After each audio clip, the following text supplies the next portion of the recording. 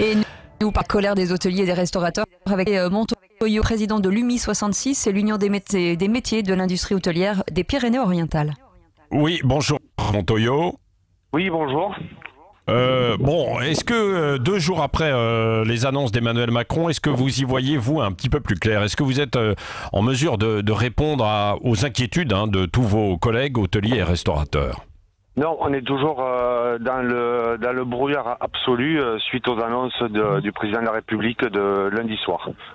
Oui. Vous réclamez quoi? Des reports en charge et des annulations même?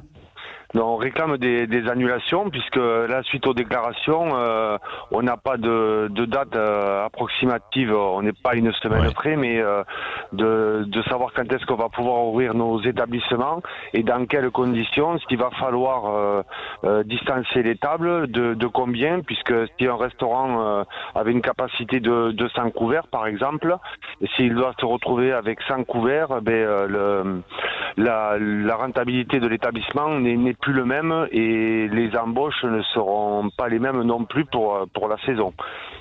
Oui. Ce qui veut dire, vous misez sur quoi? Sur fin mai à peu près, vers le 20 mai, en fonction du respect du confinement d'ici là? Et nous, on espère ouvrir le plus tôt possible, mais bien sûr. Donner une date, nous, bien sûr, on est bien conscient des règles sanitaires et il faut stopper ce virus le plus rapidement possible. Donc le confinement, s'il doit durer, qu'il dure, mais qu'au moins on ait une feuille de route et qu'on puisse, nos chefs d'entreprise, on n'a pas le droit de les laisser partir au suicide et de laisser des milliers de collaborateurs au chômage. Ouais. Donc nous, on est beaucoup dans l'interrogation et dans le brouillard total. Est-ce que nos plages vont être libres d'accès? Est-ce que pour nos hôteliers, leurs piscines seront libres d'accès? Est-ce que pour les campings, les piscines seront libres d'accès? Voilà, on ne sait pas, on est dans le flou total. Est-ce qu'on laisse nos saisonniers prendre une gérance, acheter un établissement pour la saison? Est-ce que les clubs de plage peuvent monter? On est vraiment dans le flou le plus total.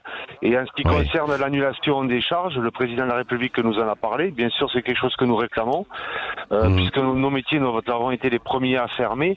Depuis le 14 mars, et plus de 92% de nos entreprises sont à l'arrêt total. Donc, c'est 92%, bah bien sûr. Oui.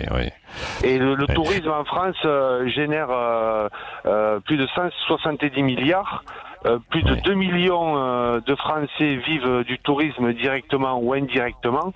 Et là, avec ces 3 mois, on a déjà perdu, on va perdre 40 milliards de recettes. Mais bon, l'argent, c'est bon, d'accord. Mais avant tout, c'est la sécurité de nos collaborateurs, c'est la sécurité de nos clients. Et puis nos clients nous manquent parce que le cœur de notre métier, c'est de faire plaisir quand les clients viennent dans nos établissements.